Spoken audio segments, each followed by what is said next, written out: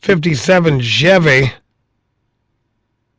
or for that matter, your 2014 F-550, cleaning it with a toothbrush. It looks a little strange while it's happening, but if you just happen to see it driving down the street, you go, wow, that's a nice truck there.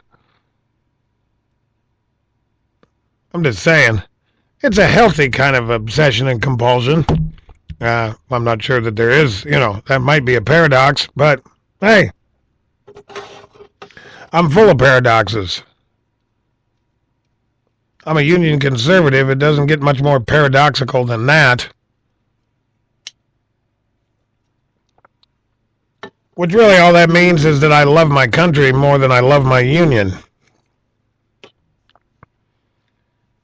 Greetings and welcome back. 8:31 here in the fort. Currently 76 degrees. Mostly clear tonight, going down to 59 degrees. Tomorrow, high 81, partly cloudy, low at 61. Sunday, high 82, partly cloudy, going down to 66. Chance of rain Monday and Tuesday. Then it cools off. 77 Wednesday, low of 55, but mostly sunny. Thursday, high 78, low of 58. 79 Friday, low of 58. That looks like after the rain comes through on Monday and Tuesday, it cools off. Highs in the 70s for a few days. Not too bad.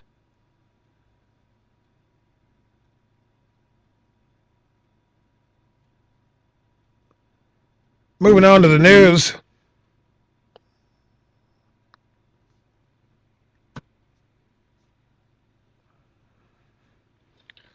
According to the AP, U.S. bombs militants in Iraq as crisis worsens.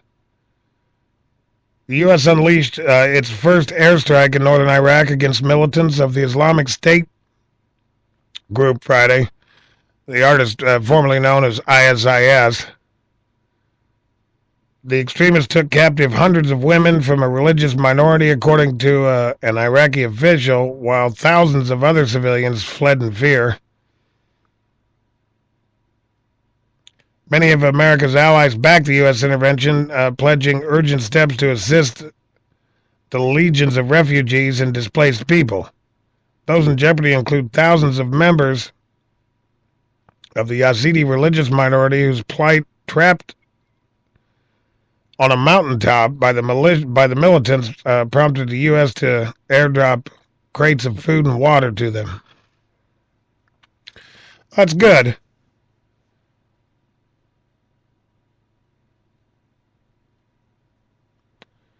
Other news, Obama's Iraq aim, contain, not destroy extremists. President Barack Obama's new military strategy in Iraq amounts to trying to contain, not destroy, the Islamic militant group that now controls much of the country's northern region. That leaves open the questions of how deeply the U.S. will be drawn into the sectarian conflict and whether airstrikes alone can stop the militants' momentum. Pretty much the president gave a speech last night about how, well, they're going to drop a few bombs, but that's really not going to do anything. But that's as far as we're going. What? Don't get me wrong. I don't trust this president, nor the Democrat Party, or even many of the Republican Party, for that matter, with one drop of American blood. I really don't.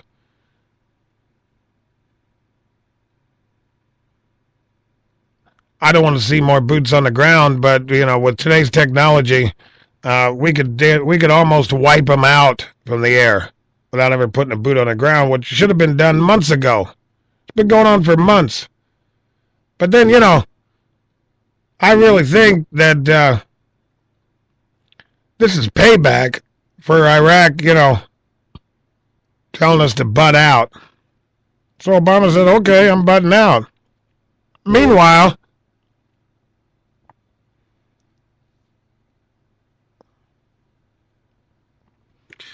Meanwhile, these terrorists are chopping the heads off of little Christian kids. But, American military can't provide the answer. No, I suppose not.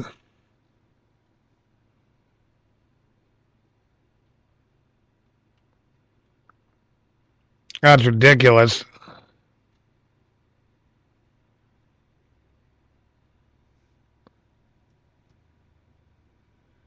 A story off of cnsnews.com. Good website. Check them out. Leader ISS is systematically beheading children in Christian genocide.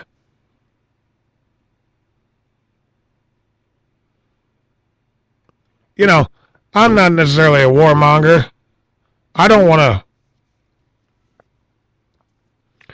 necessarily, I understand the country's war weary, but I thought people understood after 9/11, look, this was going to be a long, tough fight. It's us or them. I thought America came back to the real world for a second, and I think they did, but it didn't take long for the Democrats to, muddy up the water again. With the war for oil and, all their nonsense. People forgot what we were fighting for. I'm telling you what we're fighting for. We're fighting for the 3,000 dead Americans in New York City. And the dead Americans in the Pennsylvania field. That's who we're fighting for, ladies and gentlemen. And these people have been fighting for thousands of years. They don't get war weary. They don't lose the will to fight. And there's nothing, absolutely no crime they won't commit. No great evil beyond their dedication to the Quran and to Muslim Islamic extremists. These people make the Nazis look like a bunch of school kids.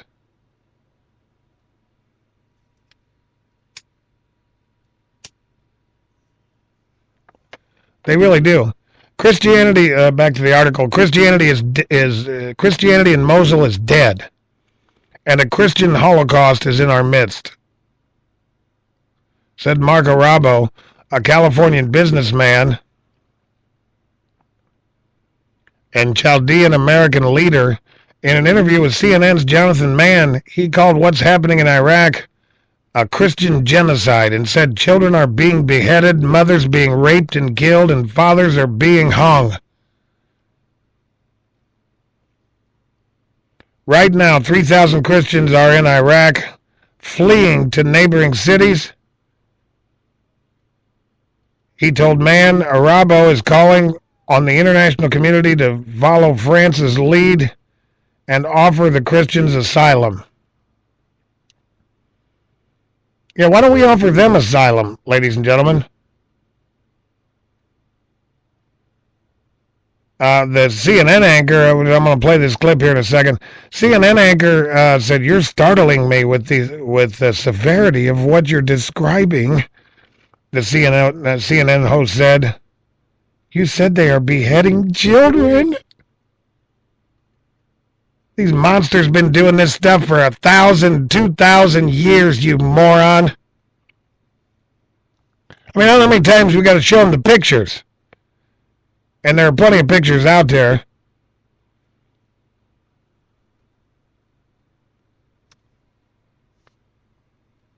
Here's a bit of the exchange. This is truly a living nightmare that's not going away. Christianity in Mosul is dead, and a Christian Holocaust is in our midst. 7 weeks ago, we went to Washington, D.C., and we actually were calling this a Christian genocide. And since then, day by day, it's getting worse and worse. More children are being beheaded. Mothers are being raped and killed. The fathers are being hung. But right now, 300,000 Christians are in Iraq, fleeing, living in neighboring cities, just wanting a chance not just to survive, but to live. And we've been calling on State Department. We had a meeting at the White House last week with Ben Rhodes, myself and other Chaldean community leaders throughout the country. And what we're saying is folks should follow France's lead. They should offer asylum. The world community should come together. We've had tremendous success in Washington with Congressman Juan Vargas authoring HR 683. I want to go back. Forgive me for interrupting. I want to go back to something you said, because the atrocities committed by ISIS are well known, but still you're startling me with the severity of what you're describing. You say they are beheading children? You're saying they're beheading children? They are systematically. Hey, moron! Children. Stop. Hey, moron! They're posting the pictures on Twitter!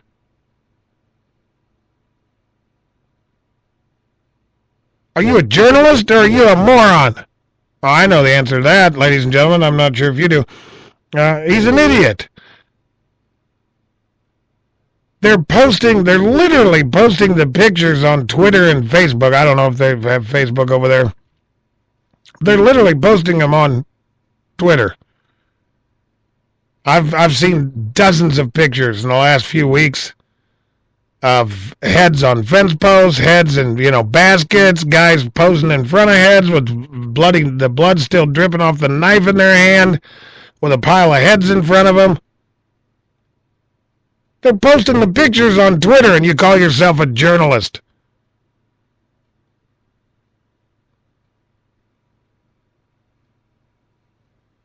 You got that right. The hot blonde in the chat room says SOBs. Yeah.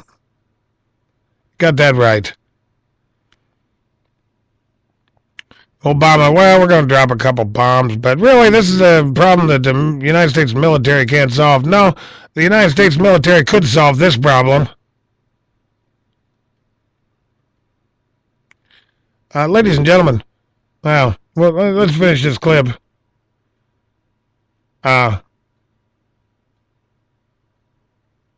CNN clip, cut 1, continue. Mothers and fathers.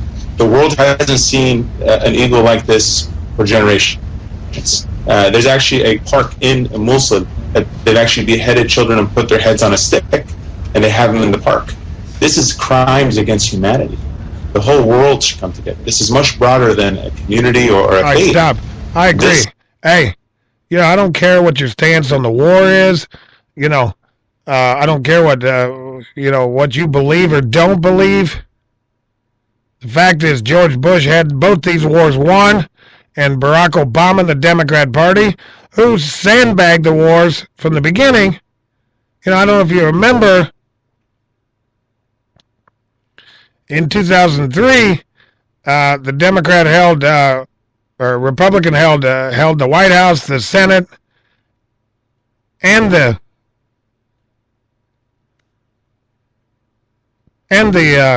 Congress. They voted for the authorization to use force in Iraq, and the Democrats all voted against it, and then they saw a poll.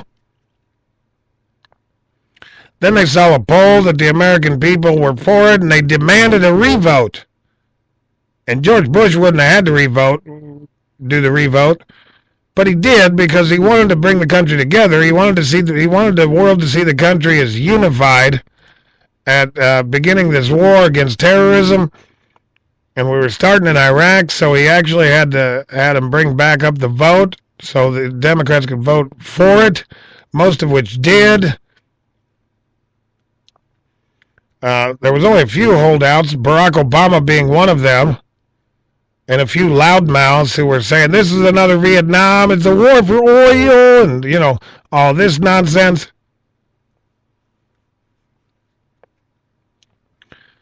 George Bush actually spent a lot of time building a coalition. Now we can debate whether Iraq was the place to go in. I personally think, looking back at it, I supported it at the time. We already had a lot of sanctions, a lot of UN stuff in place from the first Iraq war. Probably a better choice would have been to have gone into Iran, the largest state sponsor of terrorism in the world.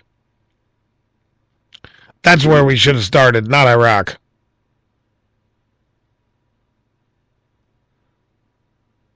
We had Saddam in a box. But this guy's exactly right. The world should join together no matter what you think about the wars or how they were fought. I personally think they were fought incompetently, especially since 2008. They've absolutely been fought incompetently. not only by the president, but the incompetent military leaders he's put into position. They fought it just like they fought Vietnam. You remember the